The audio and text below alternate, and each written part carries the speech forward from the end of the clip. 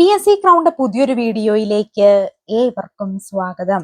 ഇന്ന് HSA social സയൻസുമായി ബന്ധപ്പെട്ടുള്ള കുറച്ച് കാര്യങ്ങളാണ് നമ്മൾ നോക്കാൻ പോകുന്നത്. HSA സോഷ്യൽ സയൻസിന് വേണ്ടിയിട്ട് പഠിക്കുന്ന ഓരോ ഉദ്യോഗാർത്ഥികളും ആത്മാർത്ഥമായിട്ട് പഠിക്കട്ടെ. നോട്ടിഫിക്കേഷനൊക്കെ വന്നേക്കണ കാര്യം എല്ലാവരും അറിഞ്ഞെന്ന് വിചാരിക്കുന്നു.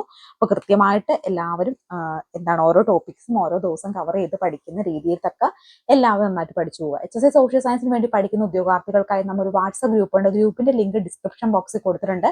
താല്പര്യമുള്ള എല്ലാ ഉദ്യോഗാർത്ഥികൾക്കും ജോയിൻ ചെയ്യാവുന്നതാണ് കേട്ടോ.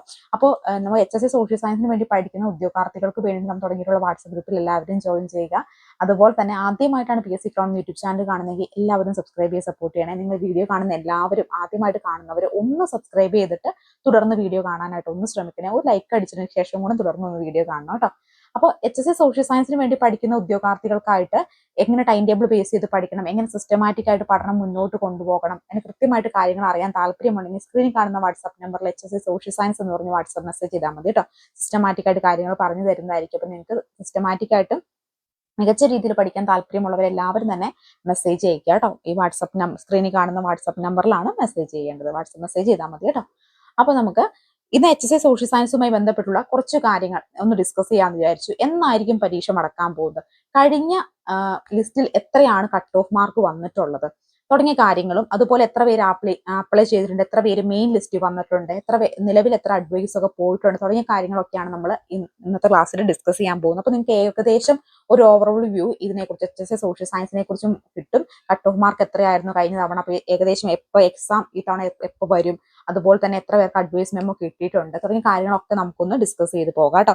മറക്കണ്ട, ആദ്യമായിട്ടാണ് ചാനൽ കാണുന്നതെങ്കിൽ ഒന്ന് സബ്സ്ക്രൈബ് ചെയ്ത് സപ്പോർട്ട് ചെയ്യണേ. അപ്പോൾ നിങ്ങൾ HSAക്ക് വേണ്ടി ആത്മാർത്ഥമായിട്ട് പഠിക്കുന്ന എല്ലാ ഉദ്യോഗാർത്ഥികൾക്കും വാട്സ്ആപ്പ് മെസ്സേജ് ചെയ്യുക. HSA സോഷ്യൽ സയൻസ് എന്ന് പറഞ്ഞ് വാട്സ്ആപ്പ് മെസ്സേജ് ചെയ്താൽ മതി. നിങ്ങൾക്ക് കൂടുതൽ ഡീറ്റെയിൽസ് പറഞ്ഞു തരുന്നതായിരിക്കും. അപ്പൊ നമുക്ക് നോക്കാം. കഴിഞ്ഞ തവണ, അതായത് ഇതിനു മുമ്പ് നടന്ന HSA സോഷ്യൽ സയൻസിന്റെ നോട്ടിഫിക്കേഷൻ വന്നേക്കുന്നത് 2021 ജൂണിലാണ്. ഇപ്പൊ നിലവിൽ ലിസ്റ്റ് ഉള്ള HSA സോഷ്യൽ സയൻസ് നോട്ടിഫിക്കേഷൻ വന്നേക്കുന്നത് 2021 ജൂണിലായിരുന്നു. അത് അപ്ലൈ ചെയ്യാനുള്ള ലാസ്റ്റ് ഡേറ്റ് വന്നത് ജൂലൈയിലാണ്. എക്സാം നടന്നത് 2022 മാർച്ചിലാണ് കേട്ടോ. അപ്പൊ നിലവിലുള്ള HSA സോഷ്യൽ സയൻസിന്റെ റാങ്ക് ലിസ്റ്റിന്റെ പരീക്ഷ നടന്നത് 2021 ജൂണിലും അപ്ലൈ ചെയ്യാനുള്ള ലാസ്റ്റ് ഡേറ്റ് ജൂലൈയിലുമായിരുന്നു. എക്സാം ഡേറ്റ് എന്ന് പറയുന്നത്, എക്സാം നടന്നത് 2022 മാർച്ചിലാണ്. അപ്പോൾ ജൂണിൽ നോട്ടിഫിക്കേഷൻ വന്ന് മാർച്ചിലാണ് HSA പരീക്ഷ നടന്നിട്ടുള്ളത്. അപ്പൊ ഏകദേശം 8 മാസത്തോളം ഒരു ഗ്യാപ്പ് കിട്ടിയിട്ടുണ്ട്. അപ്പൊ എപ്പോഴായിരിക്കും അങ്ങനെയാണ് നമ്മുടെ ഒരു പരീക്ഷ എന്ന് പറയുന്നത്? സാധാരണ HSA പോലുള്ള പോസ്റ്റുകളിലേക്കും സാധാരണ ഒരു PSC പരീക്ഷയ്ക്ക് എന്ന് പറയുന്നത് നോട്ടിഫിക്കേഷൻ വന്ന് ഒരു 6-7 മാസം കഴിഞ്ഞിട്ടായിരിക്കും പരീക്ഷ വരുന്നത്. ഇവിടെ 8 മാസം കഴിഞ്ഞിട്ടാണ് പരീക്ഷ നടന്നിരിക്കുന്നത്. അത് കഴിഞ്ഞ തവണ 8 മാസം കഴിഞ്ഞിട്ടാണ് നോട്ടിഫിക്കേഷൻ വന്ന് ജൂണിൽ നോട്ടിഫിക്കേഷൻ വരുന്നത്. ജൂലൈയിലാണ് അപ്ലൈ ചെയ്യേണ്ട ലാസ്റ്റ് ഡേറ്റ് വരുന്നത്. എക്സാം ഡേറ്റ് മാർച്ചിലാണ് വന്നത്. അപ്പോൾ എക്സാം ഡേറ്റ് വന്നത് എന്നാ മാർച്ചിലാണ് എക്സാം ഡേറ്റ് വന്നത്. അപ്പൊ 8 മാസം, അത് ജൂണിൽ എക്സാം കഴിഞ്ഞിട്ട് 8 മാസം കഴിഞ്ഞിട്ടാണ് എക്സാം വന്നത്. അപ്പൊ ഏകദേശം ഇപ്പൊ നമുക്ക് എപ്പോൾ എക്സാം പ്രതീക്ഷിക്കാം? 6 അല്ലെങ്കിൽ 7 മാസം നമുക്ക് എക്സാമിന് വേണ്ടി പ്രതീക്ഷിക്കാവുന്നത് ആണ്. 6 അല്ലെങ്കിൽ 7 മാസം നമുക്ക് പ്രതീക്ഷിക്കാവുന്നതാണ്. അപ്പൊ ഏകദേശം എപ്പോഴായിരിക്കും അങ്ങനെയാണെങ്കിൽ? ഡിസംബറിൽ, ഈ 2025 ഡിസംബറിലോ അല്ലെങ്കിൽ 2026 ജനുവരിയിലോ ആയിട്ടായിരിക്കും നമ്മുടെ ഈ ഒരു HSA സോഷ്യൽ സയൻസിന്റെ എക്സാം നടക്കാനുള്ള ഒരു സാധ്യത ഉള്ളത്.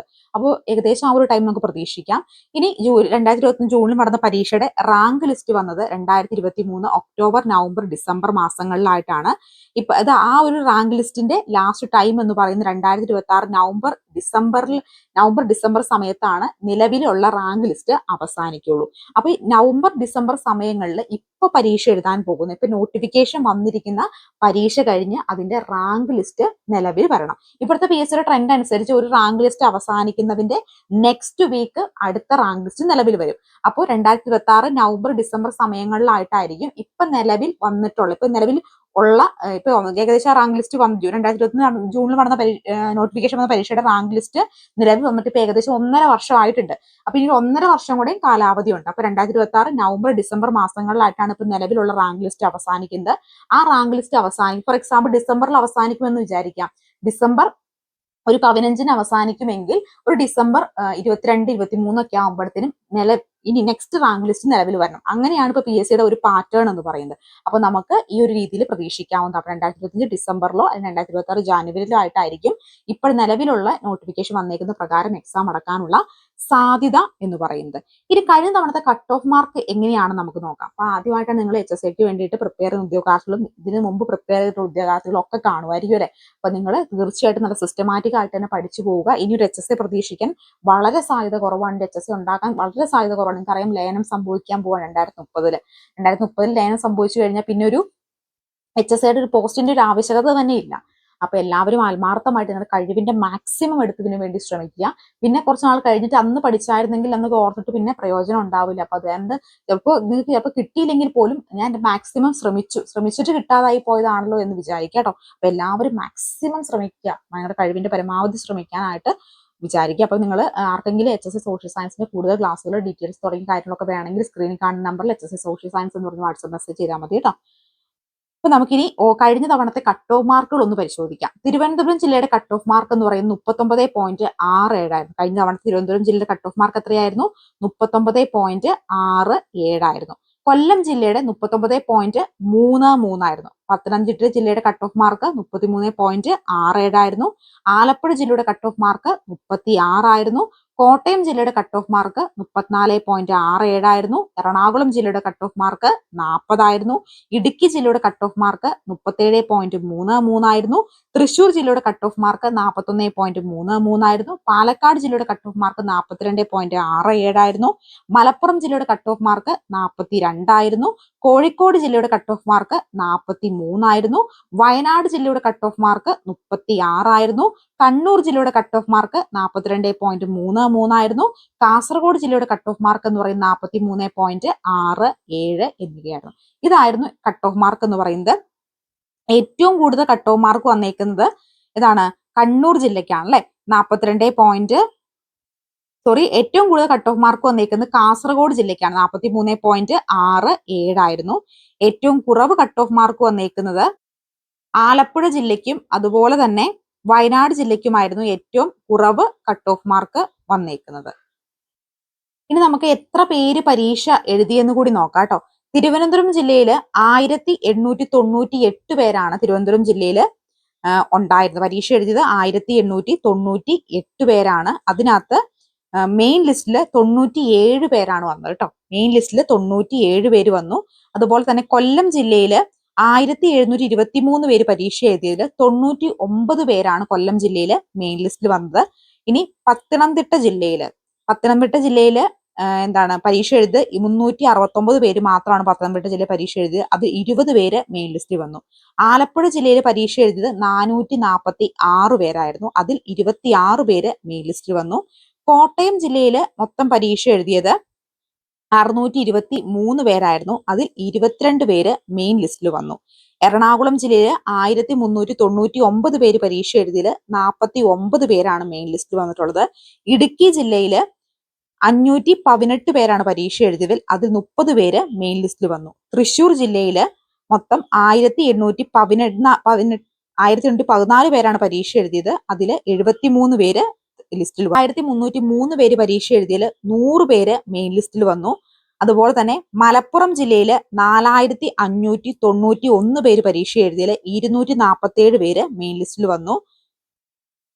കോഴിക്കോട് 2381 പേര് പരീക്ഷ എഴുതിയതിൽ 119 പേര് മെയിൻ ലിസ്റ്റിൽ വന്നു. വയനാട് ജില്ലയിൽ 805 പേര് പരീക്ഷ എഴുതിയത് 70 പേര് മെയിൻ ലിസ്റ്റിൽ വന്നു. കണ്ണൂർ ജില്ലയിൽ 1889 പേര് പരീക്ഷ എഴുതിയത് 107 പേരാണ് മെയിൻ ലിസ്റ്റ് വന്നത്. കാസർഗോഡ് ജില്ലയിൽ 1970 പേര് പരീക്ഷ എഴുതിയതിൽ 120 പേര് മെയിൻ ലിസ്റ്റിലും വന്നിട്ടുണ്ട് കേട്ടോ. തിരുവനന്തപുരം ജില്ലയിൽ ഇതുവരെ 22 അഡ്വൈസ് ആണ് പോയിട്ടുള്ളത്.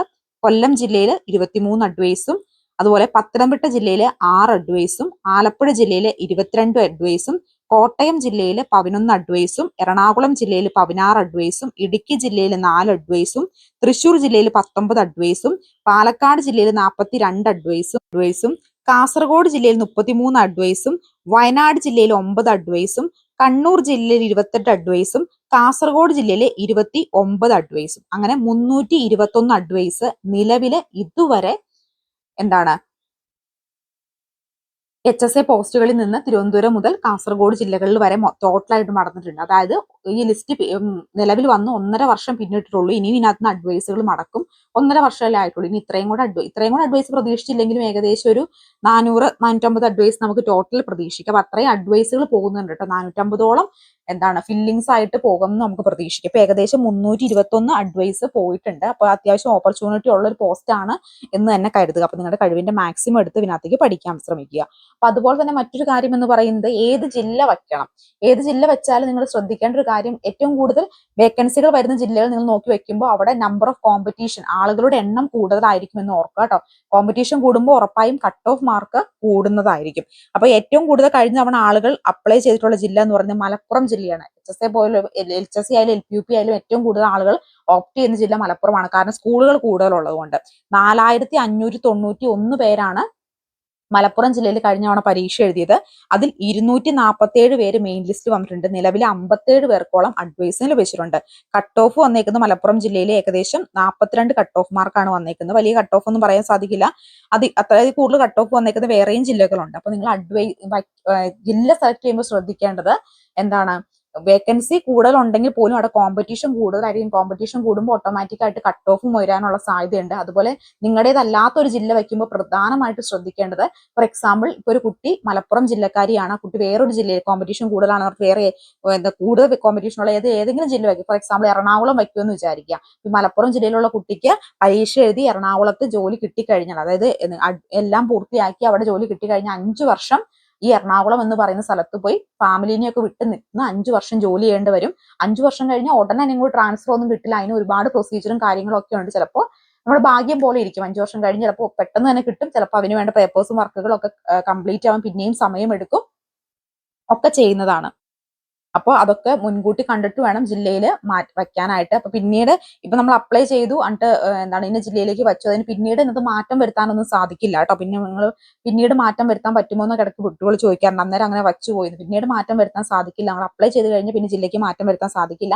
അപ്പൊ അതൊക്കെ നോക്കിയിട്ട് വേണം ജില്ല സെലക്ട് ചെയ്യാനായിട്ട്. അപ്പൊ ആർക്കെങ്കിലും കൂടുതൽ HSA സോഷ്യൽ സയൻസിലുള്ള കൂടുതൽ ഡീറ്റെയിൽസോ ക്ലാസ്സുകളൊക്കെ വേണമെന്നുണ്ടെങ്കിൽ സ്ക്രീനിൽ കാണുന്ന നമ്പറിൽ HSA സോഷ്യൽ സയൻസ് എന്ന് പറഞ്ഞ് വാട്സ്ആപ്പ് മെസ്സേജ് ചെയ്താൽ മതി. അപ്പൊ ആദ്യമായിട്ട് ചാനൽ കാണുന്നവർ ഒന്ന് സബ്സ്ക്രൈബ് ചെയ്ത് സപ്പോർട്ട് ചെയ്യണേ. അപ്പൊ അടുത്തൊരു വീഡിയോയുമായി കാണാം. Thank you so much. അപ്പൊ നമ്മൾ HSA സോഷ്യൽ സയൻസിന് വേണ്ടിയിട്ട് കൃത്യമായിട്ട് പഠിക്കാൻ എല്ലാവരും തന്നെ പഠനം ആരംഭിക്കുക കേട്ടോ. Thank you.